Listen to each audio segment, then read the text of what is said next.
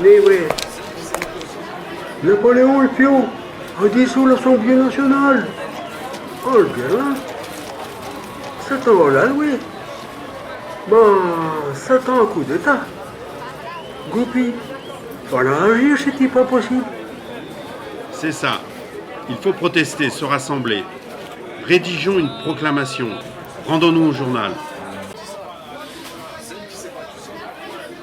Pas de phrase, 10 lignes, juste un appel aux armes. Nous sommes la loi Passe-Nabo de Napoléon. Écrivez. Au peuple, Louis-Napoléon Bonaparte est un traître. Il a violé la Constitution. Il s'est parjuré. Il est hors la loi. Il a violé la Constitution. Il faut quelque chose de court. Et surtout citer l'article 110 et 68. L'Assemblée constituante confie la présente Constitution à la garde de tous les Français. Oui, que le peuple très bien. fasse son devoir. Défendre la Constitution. Vive la République. Aux Vive la armes. République.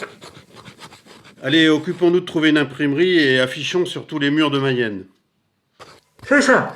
Quand on s'appelle, allons-nous-en à la mairie pour décider de la riposte à donner.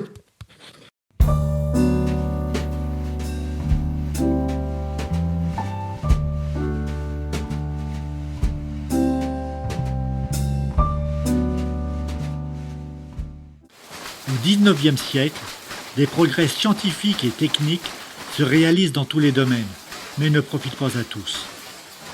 La bourgeoisie n'a qu'une préoccupation, s'enrichir, s'engraisser, par tous les moyens jusqu'à une perte de confiance des crédits entraînant les faillites, le ralentissement de la construction ferroviaire, le chômage, une crise sociale.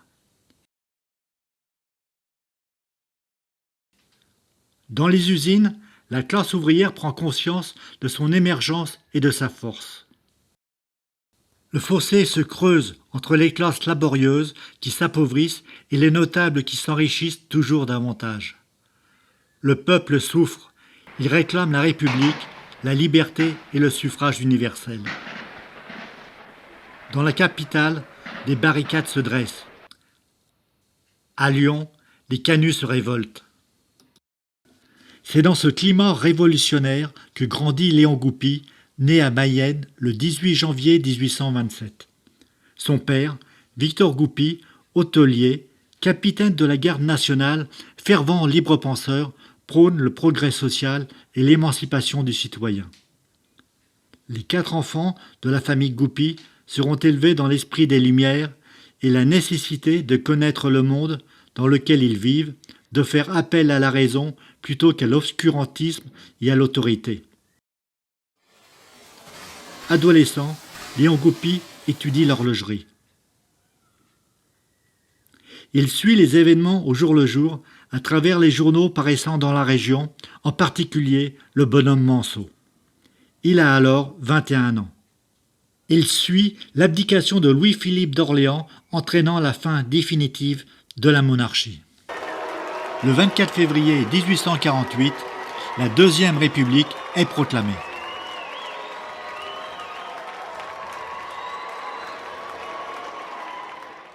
Léon Goupy prend aussitôt position pour les républicains radicaux, acteurs résolus de cette jeune république sociale et laïque. Il devient un vrai 48ard, convaincu que les idées socialistes naissantes vont améliorer le sort des ouvriers. Pour calmer la population au plus vite, le gouvernement provisoire met en place des mesures sociales, création des ateliers nationaux, abolition de la peine de mort en matière politique, abolition définitive de l'esclavage dans les colonies françaises. L'élection de l'Assemblée constituante de mai 1848 donne la majorité aux républicains modérés avec 68% des voix. Ils sont appelés aussi républicains du lendemain parce qu'opportunistes en contraste avec les républicains radicaux. Léon Goupy s'inquiète des nostalgiques de l'ordre, des bonnes mœurs, de la sécurité qui viennent de fonder le Parti de l'ordre au slogan explicite « Religion, famille, propriété », surtout obsédés par la peur des rouges. S'y regroupent les monarchistes, les bonapartistes, mais aussi quelques républicains modérés. Ces différentes tendances entraînent des querelles à l'Assemblée, ce qui marquera la Deuxième République et la vie de Léon Goupy. Les 24, 25 et 26 juin, face à une révolte parisienne, le général Cavaignac mène une lutte acharnée contre les émeutiers. 3000 à 5000 morts. Léon Goupy ne comprend pas que les républicains modérés se compromettent à participer dans un tel gouvernement, dirigé par ce général nouvellement président du Conseil et composé de conservateurs, de partisans de l'ordre qui s'empressent d'éliminer toute opposition. Le destin de la République est confié aux opposants de la République. Le journal Le Bonhomme Manceau du 19 octobre 1849 reflète la pensée de Léon Goupy. Il y a l'homme sans conviction qui peut se déguiser sous les costumes, se vendre à tous les pouvoirs et servir tous les régimes, et l'homme qui a des principes qui ne peut s'en dépouiller. Si la Deuxième République est proclamée en février 1848, elle ne se dote d'une constitution que le 4 novembre. Cette constitution érige comme principe la liberté, l'égalité et la fraternité. Son article 68 interdit au président de la République de dissoudre l'Assemblée nationale sous peine de commettre un crime de haute trahison et d'être déchu de ses fonctions. Les citoyens sont alors tenus de lui refuser obéissance. L'article 110 stipule que la Constitution est sous la garde du patriotisme de tous les Français. Le 4 novembre 1848, la Constitution est adoptée par 733 voix contre 42. Cette Constitution de 1848 aura une importance considérable dans la vie politique du pays et tout particulièrement pour Léon Goupy. Le 2 décembre 1848, Louis-Napoléon Bonaparte est élu président de la République à 74% des voix. Son succès, il le doit avant tout au fait qu'il se nomme Napoléon et qu'il peut se présenter comme héritier de l'empereur. Il prétend mettre en place une politique nouvelle, celle du juste milieu, ni monarchiste, ni républicaine. Pour exercer ses pouvoirs exécutifs, il nomme le 20 décembre 1848 Odilon Barrot, orléaniste, à la tête du gouvernement et du ministère de la Justice. Aucun républicain n'est membre du gouvernement. Les avancées sociales acquises par l'Assemblée constituante sont abolies. Il restreint la liberté de la presse et interdit les clubs politiques. Il prive 30% des électeurs au suffrage universel. Par la loi Fallou, l'Église catholique contrôle l'organisation et le contenu de l'enseignement public. Si des décisions comme l'interdiction du travail le dimanche, la création des sociétés de secours sont prises, d'autres permettent sans délai l'enrichissement de nouveaux banquiers comme Jacques Laffitte, Casimir Perier, les frères Pereire. À Paris, au prétexte d'assainissement, l'urbanisation autoritaire du baron Haussmann profite à la finance et refoule les travailleurs à l'est et au nord de Paris, dans les arrondissements sous-équipés. En province, la surveillance du préfet suffit généralement à neutraliser les opposants. Un an avant la fin de son mandat, Louis-Napoléon Bonaparte tente de trouver une majorité politique pour modifier la loi électorale à son avantage, puisque l'article 45 de la Constitution fixe le mandat du président de la République à 4 ans, sans succès. Touché dans sa grandeur, son autorité, Louis-Napoléon Bonaparte décrète le 2 décembre 1851 la dissolution de l'Assemblée nationale et du Conseil d'État. Ce coup d'État est rondement mené. Le duc de Morny, demi-frère de Louis-Napoléon Bonaparte, organisateur du coup d'État, enjoint les préfets d'arrêter et de fusiller sur le champ les citoyens défendant la Constitution. La réaction est plus forte en province qu'à Paris. Ainsi, 5000 hommes engagés, avec 117 pièces d'artillerie, rejoints par 30 000 soldats de la garnison, occupent la rue, l'Assemblée nationale, les imprimeries. Les réunions publiques sont interdites, les clubs politiques fermés. Nous apprenons que des républicains sont parvenus à rédiger une déclaration qu'ils désignent « Appel des 22 membres de la gauche », invitant les citoyens à prendre les armes. Jules Favre, Victor Hugo, Eugène Sue, Emmanuel Arago sont signataires. Je vous lis cet appel. Au peuple, Louis-Napoléon Bonaparte est un traître. Il a violé la Constitution, il s'est parjuré, il est hors la loi. Les représentants républicains rappellent au peuple et à l'armée l'article 68 et l'article 110 ainsi conçus.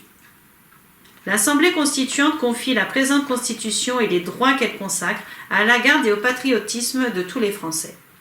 Le peuple, désormais et à jamais en possession du suffrage universel et qui n'a besoin d'aucun prince pour la lui rendre, sera châtié le rebelle. Que le peuple fasse son devoir, les représentants républicains marchent à sa tête. Vive la République aux armes. Suite de l'actualité. À Mayenne, au lendemain du coup d'État, le préfet fait afficher sur les murs la proclamation de dissolution de l'Assemblée nationale.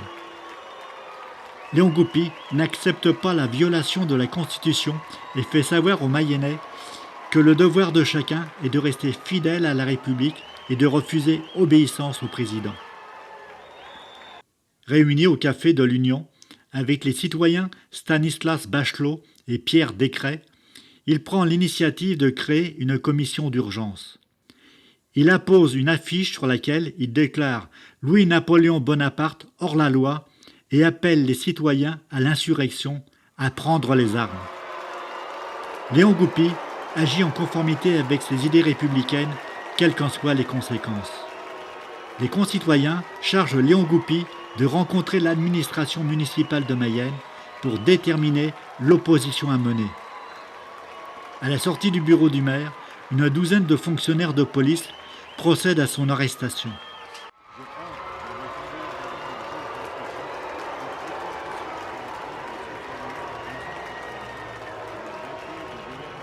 Sachez que je défends la République. Seul gouvernement légal, j'appelle au respect de la Constitution, qui est la base, la garantie de l'ordre social en France. Comment un magistrat honnête, intègre comme vous, peut trouver en sa conscience un motif suffisant pour lancer un mandat d'amener contre moi? Le coup d'État est une mesure extra-légale. Vous ne pouvez m'arrêter. J'obéis aux ordres du préfet, je vous arrête. Comment? Sans la certitude de la réussite des gredins qui se sont emparés du pouvoir par surprise. Vous engagez votre propre responsabilité et vous rendez coupable d'un acte d'autorité commis sans légitimité, pire, de complaisance d'insurrection. Le 5 décembre 1851, Léon Goupy est arrêté avec d'autres insurgés. Dans les rues de Mayenne, les ouvriers s'insurgent et crient « Résistez, résistez, le gredin sera à Vincennes demain !» Hélas, le lendemain, ils ne crient plus que « Espérons que la justice du prince-président sera clémente et douce ». Léon Goupy est incarcéré au château de Mayenne, puis transféré à la prison de Laval avec 23 autres prisonniers politiques. Les arrestations perdurent et deviennent si nombreuses que des commissions mixtes départementales sont créées dès le 2 février 1852 pour désengorger les tribunaux. Ces commissions font coopérer les autorités judiciaires administrative et militaire.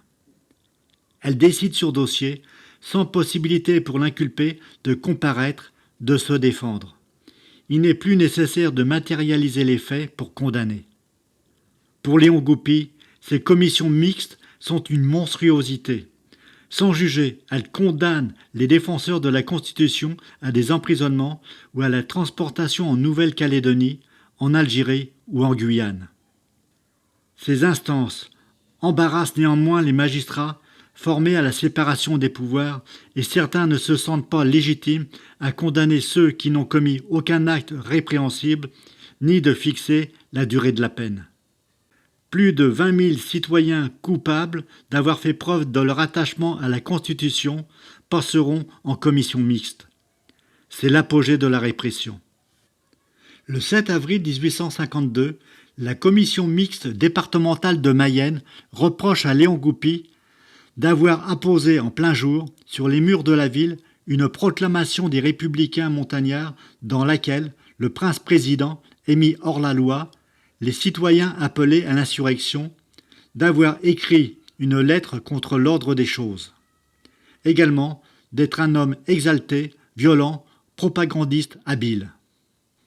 Pour Léon Goupy, ces procureurs, criminels envers la République, violeurs de la Constitution, devenaient des accusateurs. Et les défendeurs de la Constitution, des accusés. Ces commissions mixtes condamnent Léon Goupy et ses 6 amis à transportation à Lambessa, en Algérie, avec la mention « Algérie signe plus, résidence forcée » au motif d'être des individus dangereux et indésirables. Sur le territoire national, ce sont 3 889 citoyens condamnés sans jugement à la transportation en Algérie plus. Eugène Rouher, ministre de la Justice, républicain du lendemain, reconnaît qu'il a transporté les insurgés en Algérie sans jugement, mais uniquement, selon lui, dans leur intérêt pour les protéger. Devant de telles allégations, Léon Goupy fait savoir qu'il était prêt à être jugé pourvu que les débats soient publics et la défense libre. Eugène Rouher sera un pilier de l'empire autoritaire. Léon Goupy est transporté par fourgon cellulaire jusqu'à Brest, où il y arrive le 13 mai. Il reste détenu à bord du vaisseau Duguesclin, transformé en dépôt de forçats. Le 22 mai, Léon Goupy embarque sur le Mogador, frégate à vapeur pour l'Algérie avec 490 autres prisonniers. Léon Goupy débarque en Algérie le 28 mai 1852. Il est interné au pénitencier de Lambessa, puis à celui de Bir Khadem.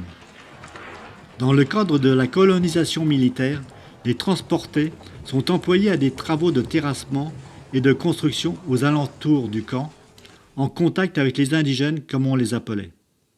Léon Goupy, refusant de s'y soumettre, est régulièrement conduit au cachot, ainsi que d'autres récalcitrants. Peur d'une contagion, le lieutenant isole les insoumis en s'écriant « Qu'on les foute avec Goupy !» Le 4 août, un fait divers va compter pour les Algérois et aura des conséquences sur l'avenir de Léon Goupy. À l'annonce d'un feu de taillis menaçant plusieurs fermes, Léon Goupy et ses 200 camarades parviennent à obtenir l'autorisation de sortir de prison et à porter secours aux habitants voisins. C'est par une chaleur torride qu'ils marchent à travers bruyères et taillis sur 5 km. Pendant plus de 2 heures, la lutte contre les flammes se fit au corps à corps, en attaquant le feu avec de grandes branches et en piétinant dessus jusqu'à l'extension complète. Les notables français des villes de Bir Khadem, Kouba et Saoula proposent à Léon Goupy de sélectionner les prisonniers les plus dévoués pour les gracier. Léon Goupy ne l'entend pas ainsi. Fidèle à la République, à sa conscience, il déclare qu'il n'est prêt à la liberté qu'à la condition qu'elle soit partagée avec l'ensemble de ses camarades. Il restera incarcéré. Cet esprit de justice et ce goût de l'action éveillent chez les colonisés l'esprit d'émancipation et d'espérance après celui de résistance dont ils ont fait preuve face aux actions du maréchal Bugeaud, telles les razzias, les incendies, les viols, les tueries, les enfumades. Le journal algérien Akhbar mentionne dans son édition du 4 août 1859 : chassés de la mère patrie, les démocrates ont apporté en Algérie le foyer de leurs théories et de leurs agitations permanentes. Quelques jours après, Léon Goupy quitte le camp de Bir Khadem pour celui de Douéra. Ce camp est un centre d'hébergement provisoire de tri des hommes. Il peut héberger jusqu'à 500 transportés. La surveillance et l'orientation sont confiées au lieutenant l'aumônier, continuellement ivre et traitant les malheureux transportés avec une brutalité particulière envers les prisonniers politiques. Pour un rien, le cachot. Les mesures de grâce interviennent principalement fin 1852. Nous nous rendons à Narbonne, où une femme a écrit au général Espinasse, chargé d'accorder les grâces, pour implorer le retour de son mari, transporté en Algérie pour s'être opposé au coup d'État. Monsieur le commissaire, sans doute mon époux est coupable. Les mœurs douces de mon malheureux époux et son attachement pour notre sainte religion sont un sûr garant de la droiture de son cœur et prouvent suffisamment qu'il ne saurait être un homme dangereux. Monsieur le commissaire, que votre âme généreuse daigne prendre en considération son repenti sincère d'un entraînement passager dû à de fatales influences. Vous ne serez pas insensible aux larmes d'une épouse, d'une pauvre mère. Justement, nous avons en ligne le général Espinasse. Je suis chargé de recevoir les demandes en grâce des malheureux qui avaient été trompés et abandonnés par des ambitieux qui voulaient être députés, préfets, sous-préfets et qui ont su se tirer d'affaire. Vous oubliez ceux qui voulaient être généraux, monsieur le général. Bon, que cette femme fasse la demande de grâce. L'empereur sera touché du repenti de son mari et lui pardonnera. Pour obtenir leur grâce, la plupart des insurgés se soumettent envers leurs bourreaux. L'un écrit : « Je romps formellement tous mes engagements avec le passé. J'adhère au gouvernement et je promets d'être un homme de soumission. » Un autre : « Je vous jure, monseigneur, que pendant le temps que j'ai eu le malheur de m'occuper de politique, je n'ai jamais eu l'idée de faire quoi que ce soit qui ait pu troubler l'ordre. » Cette soumission cause une grande peine à Léon Goupy, qui exprime son indignation envers les républicains qui se sont abaissés à demander grâce à Napoléon III plutôt qu'à se dresser contre lui. Par décision du 5 janvier 1853, Léon Goupy et ses camarades sont libérés. Quand Léon Goupy évoquera le bagne de Douéra, il aura à cœur de raconter une bien triste histoire. Deux citoyens de la Nièvre, le père et le fils, étaient avec nous. Le père pouvait avoir 55 ans, le fils 23 à 30 ans. L'amour du père pour son fils dépassait les bornes possibles. Il ne pouvait vivre sans le voir. Il ne le quittait pas d'un pas, à ce point que le pauvre fils lui disait « Laisse-moi un peu vivre avec les autres, tu sais bien que je ne te quitterai pas. » Le père tomba malade, on l'envoya à l'hospice de Douéra. Il fallut que le fils, qui était très faible, se fit porter malade pour l'accompagner. Ce fait se produisit 2 fois. La 3e fois, ce fut le fils qui tomba malade. Le père l'accompagna. Hélas, ils y moururent tous deux, à 2 jours de distance. 8 jours après, on fit à l'ordre l'appel de ceux qui étaient graciés. Ils étaient du nombre. En entendant leur nom, quelqu'un répondit « Il y a 8 jours qu'ils sont graciés !» Revenu à Mayenne, après 9 mois d'incarcération en Algérie, Léon Goupy continue de faire son devoir, celui de défendre les valeurs humanistes, quelles qu'en soient les difficultés, les conséquences. Dans son livre, dédié à ses enfants, Léon Goupy conclut : « Dans la prospérité comme dans l'adversité, rappelez-vous sans cesse ce beau précepte : fais ce que doit, advienne que pourra. » Pendant quelque temps, Léon Goupy ne se fait guère remarquer. Néanmoins, il y reconstitue un noyau socialiste chez un avocat, maître Marin-Aubry. Il est enthousiasmé par l'œuvre de Victor Hugo, Les Châtiments, qui dénonce les coups d'État des Bonaparte. Il participe activement à sa diffusion clandestine. Alors, la préfecture le surveille et dresse un premier procès-verbal en octobre 1853, rédigé ainsi. Goupy organise une cérémonie pour les obsèques d'un certain Martin, qui se fait enterrer avec un bonnet rouge, et profite de la cherté des grains pour faire de l'agitation chaque lundi au marché. Le maire de Mayenne, Noël de Latouche, qui supporte déjà difficilement 2 de ses conseillers républicains, clame son indignation. Ne serait-ce pas temps de savoir comment cet homme dangereux nous a été renvoyé, et sous quelle protection il se repose pour agir ainsi à visage découvert ? À la demande du préfet, Léon Goupy est condamné le 4 novembre 1853 à un internement en Charente-Inférieure. Prévenu qu'un ordre de l'arrêté est donné, Léon Goupy s'enfuit à temps. Grâce à l'obligeance d'un pêcheur, Léon Goupy débarque à Jersey où il rencontre Victor Hugo et de nombreux proscrits avec lesquels il s'était lié d'amitié par le passé.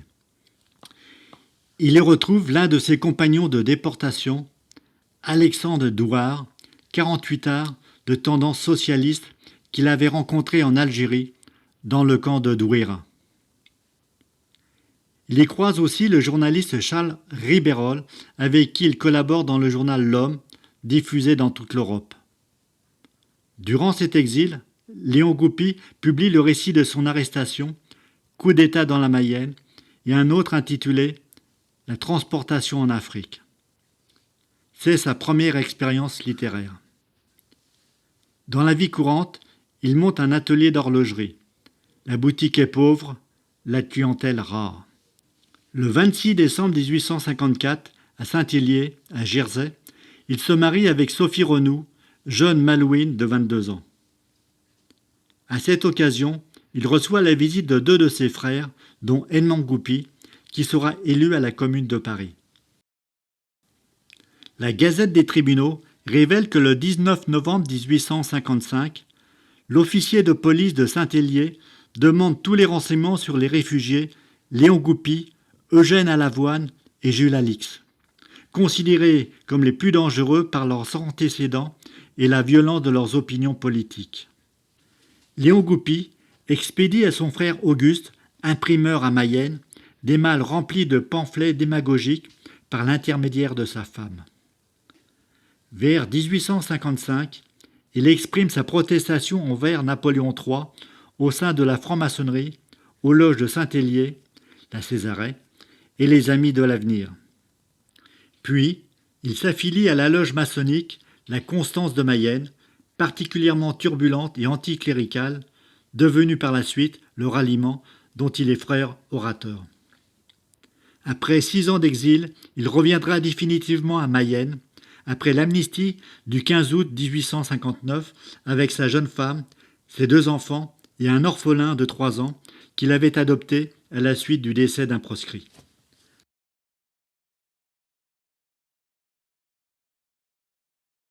Il s'installe à Mayenne, où il exerce comme commissionnaire en vin, c'est-à-dire chargé de mettre en relation les vignerons avec les négociants.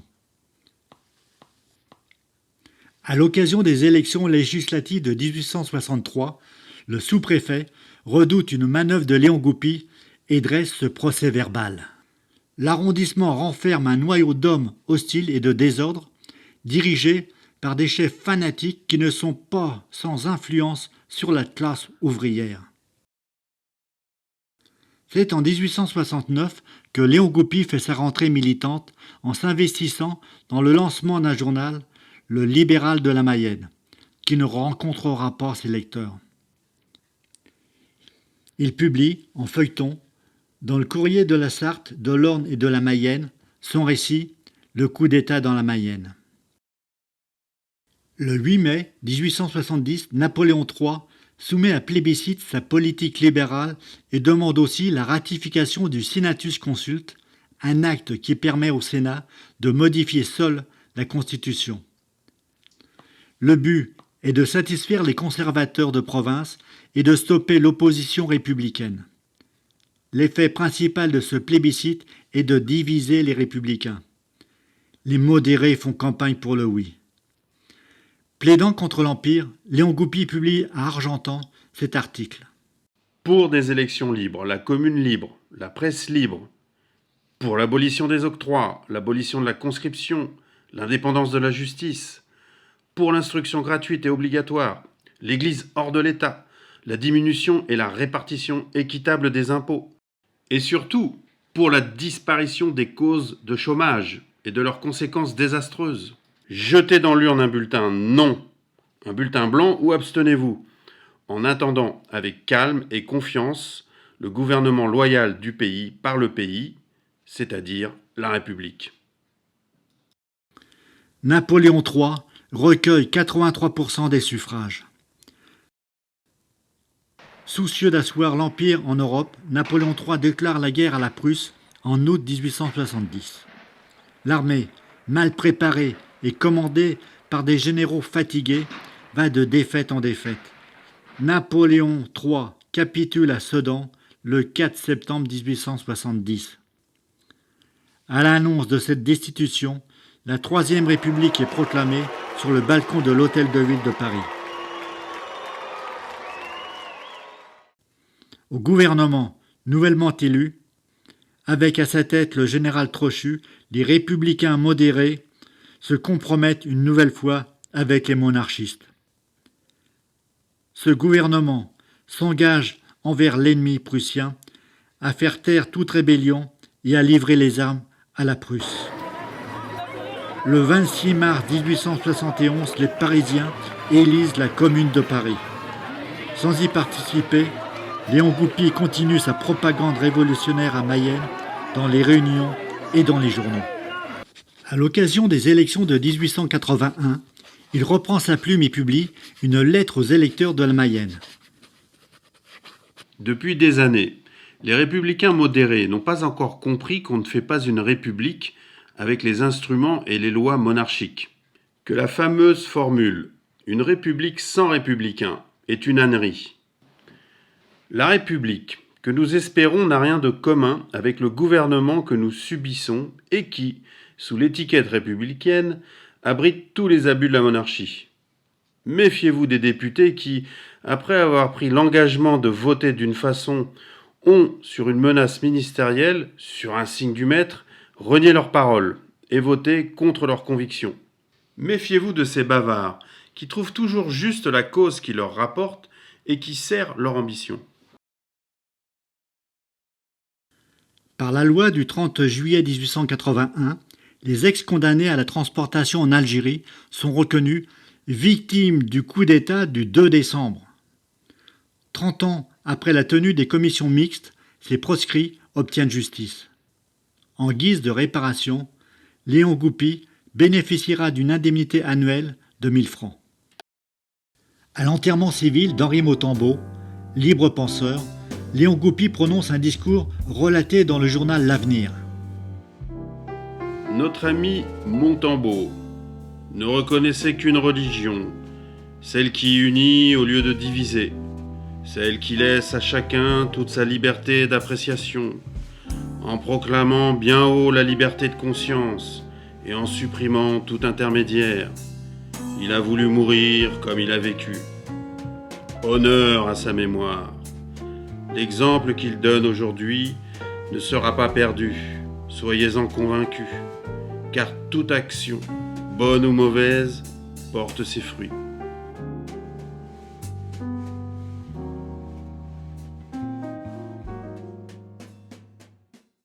Le 18 juin 1882, Léon Goupy, mécontent de la neutralité du journal L'Avenir de la Mayenne, lance son propre journal, Le Petit Mayennais, puis Le Petit Mayennais républicain. Tiré à 100 exemplaires, le journal est de tendance anarcho-radicale et a pour devise « Poursuivre le mensonge partout et toujours ». Dans son édition du 9 juillet 1882, Léon Goupy relaie une proposition de loi qui anticipe le droit de désobéir ainsi.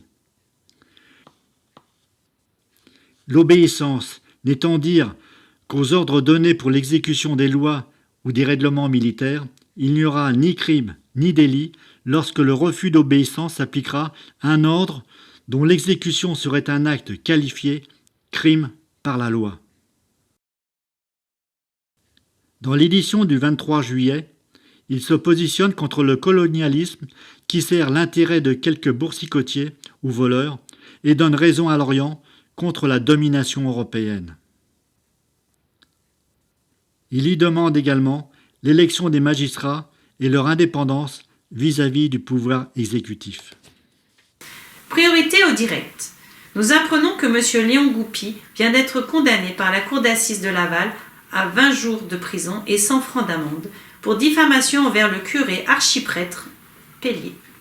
Ce dernier avait porté plainte contre M. Goupy suite à la parution d'un article dans son journal Le Petit Mayennais des 7 et 14 janvier dernier. Je cite.